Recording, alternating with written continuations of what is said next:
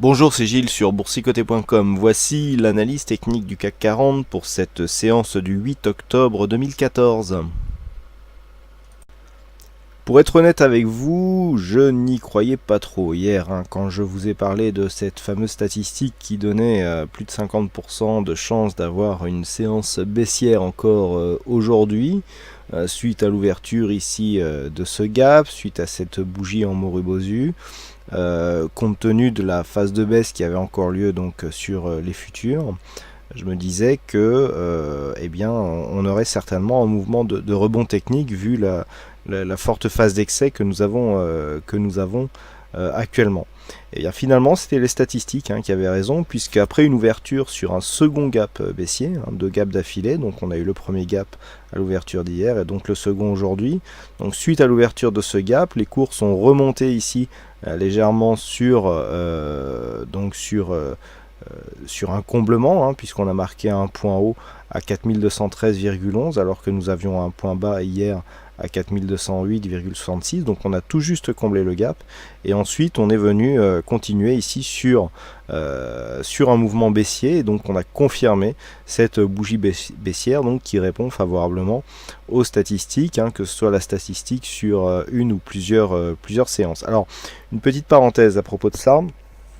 Suite à un message là que je viens de recevoir, effectivement il y a un objectif ou un profit optimum qui est défini à 100 points.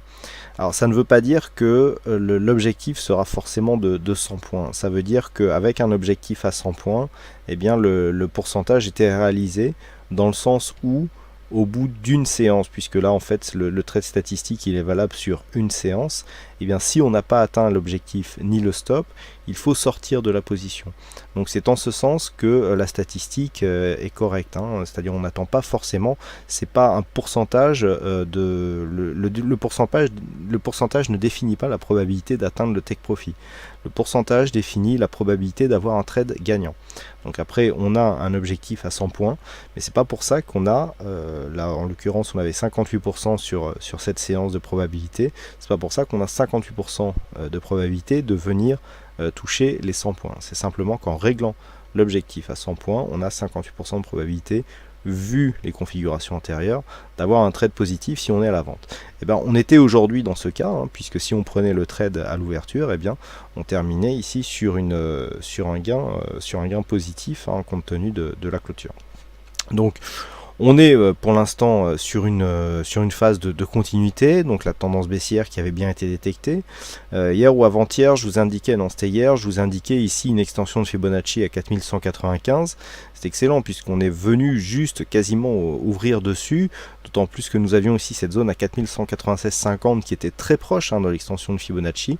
On est venu ouvrir sous cette zone, on a juste comblé le gap et ensuite on a continué sur le mouvement en baissier. Donc on est vraiment dans une phase de continuité, avec donc un objectif maintenant à 4109 points. Alors c'est vrai que quand on a passé ici les 61,8, ça pouvait paraître assez loin, mais on s'en rapproche tout doucement. Alors 4118, comme je vous l'avais indiqué, c'est le retracement à 261,8% de Fibonacci. Il est beaucoup moins utilisé. Bon, on le laisse puisque du fait qu'on a un objectif ici à 4109, on pourrait très bien venir ici toucher un objectif dans cette zone, voire même entre les deux. Donc pour l'instant, on est vraiment dans une phase de continuité. Nous sommes tout de même dans une phase d'excès, même si la survente n'est pas encore très marquée. On a un RSI qui continue à descendre mais qui n'est pas encore en zone de survente, le stochastique qui est en survente mais d'une manière modérée. Et le MACD confirme une continuité de la dynamique baissière. Par contre, du point de vue des volumes, nous avons une petite baisse par rapport à hier. Alors, on avait aussi une baisse de la volatilité, on a eu une très forte séance hier. Vraiment, la séance d'hier était très puissante. On avait de forts volumes, on avait un Morobosu, donc très peu d'ombre. On avait l'ouverture d'un gap qui malgré le faible écart, n'a pas donné lieu à un comblement. Il y avait vraiment beaucoup de signes de puissance sur la précédente séance que l'on ne retrouve pas aujourd'hui, puisqu'on a une petite baisse des volumes. Certes, la séance s'inscrit sur des volumes supérieurs à la moyenne, puisqu'on est au-delà ici de cette ligne qui donne une moyenne arithmétique sur les 20 dernières séances, mais on voit qu'on a une petite baisse. Et puis du point de vue de la volatilité, on baisse aussi légèrement.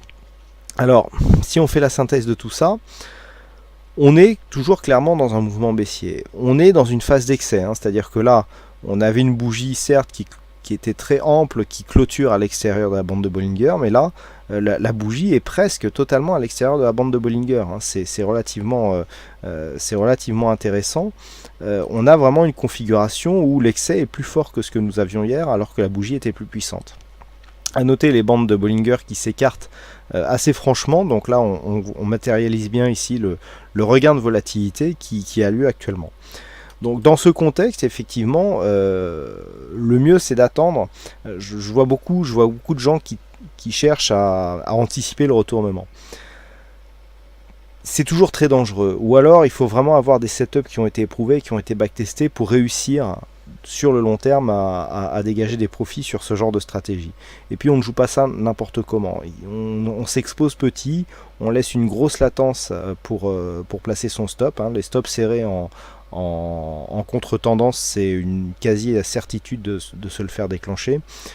Surtout lorsque nous sommes ici en phase de haute volatilité. Alors, pourquoi je dis ça? Tout simplement, on le voit bien ici, hein, lorsque l'on s'écarte un petit peu, je vais un petit peu déborder de l'analyse technique, mais ça répond un petit peu à certains messages que je reçois actuellement. On a ici un fort écart du point de vue des bandes de Bollinger. Ça correspond à une volatilité qui est beaucoup plus forte. Dans ce contexte, il est illusoire de penser que on peut trader de la même manière que lorsque nous étions ici sur des phases relativement calmes. Si par exemple on a une stratégie où on a fini un stop à 50 points sur ce genre de marché, avec un écart de bande de Bollinger relativement moyen, lorsque l'on a quasiment le double sur cette phase, eh bien il faut augmenter son stop d'autant. Il faut vraiment augmenter la valeur du stop, enfin l'écart du stop par rapport au point d'entrée, en fonction de la volatilité ambiante. Ici on a une phase peu volatile, on avait quelque chose d'hésitant mais faiblement volatile. À partir du moment où on part en volatilité, eh bien il faut écarter les stops. Si on écarte les stops et que l'on ne veut pas augmenter son risque, eh bien on n'a qu'une solution, il faut baisser son exposition. Attention, ici on est sur un marché qui est très fort directionnellement. Il n'y a pas de mouvement de retour. Hein. Personnellement, j'étais placé ici à l'ouverture sur un retour possible ici pour un rebond technique. Le setup est fait de telle manière qu'à partir d'un certain niveau de gain, on ramène le stop au PRU. C'est ce qui s'est passé, hein, puisque aux alentours on était assez proche du plus haut, hein, puisque il me semble que le point s'est ramené à 4212. Le stop s'est ramené au PRU et ensuite on a invalidé, on est sorti neutre. Il vaut mieux sortir neutre qu'avec une grosse perte. Hein. Donc ici, il faut vraiment faire attention. Je vois beaucoup de monde qui est contrariant, mais on ne joue pas n'importe comment en étant contrariant. Il faut vraiment avoir des setups qui sont éprouvés et qui sont cohérents. Donc là, on est dans un mouvement directionnel très fort. On a des gaps qui s'ouvrent. Alors, premier gap non fermé. Deuxième gap comblé. Donc on a quand même une bougie qui est moins puissante, avec des ombres un peu plus marquées. On a des premiers signes quand même d'un mouvement qui avait atteint sa pleine puissance sur la séance d'hier et qui a joué la continuité. Demain, on pourrait avoir un rebond technique. Il n'y a aucun signal, mais c'est par rapport à la structure, le fait d'avoir 3 bougies comme ça relativement fortes. En général, lorsqu'on a 3 bougies fortes, la quatrième, c'est un rebond technique. Ça, c'est de l'expérience personnelle et de l'observation de marché. Maintenant, on n'a pas de signal, donc il faudra être vigilant demain et essayer de détecter un éventuel rebond technique. Les zones horizontales sur lesquelles on pourrait s'appuyer, eh bien c'est cette zone ici à 4146 que les cours sont venus chercher sur une cotation future, hein, puisque sur une cotation future, on est allé un peu plus bas que ce que nous avons là. On est presque venu chercher ici cette zone. Après, on a validé ici un objectif, on a comblé ce gap. On a un peu moins de puissance que la dernière séance, mais pas de phase de retournement. Donc pour guetter cet éventuel signal, première zone à surveiller, c'est la zone de point bas. Le point bas du jour, si demain il est dépassé, on sera dans une continuité de signal. Après, il faudrait valider une rupture haussière de ce point haut. Mais à partir du moment où on vient chercher ici le point bas, et c'était notamment valable sur la séance du jour, à partir du moment où on ouvre plus bas que la séance précédente, que l'on ouvre un gap baissier, on se dit qu'il y a encore de la puissance et que ça va continuer à descendre. C'est ce qui s'est passé aujourd'hui, même si à un moment on a cru qu'un rebond technique allait se mettre en place, finalement ça s'est invalidé et on a marqué un nouveau plus bas.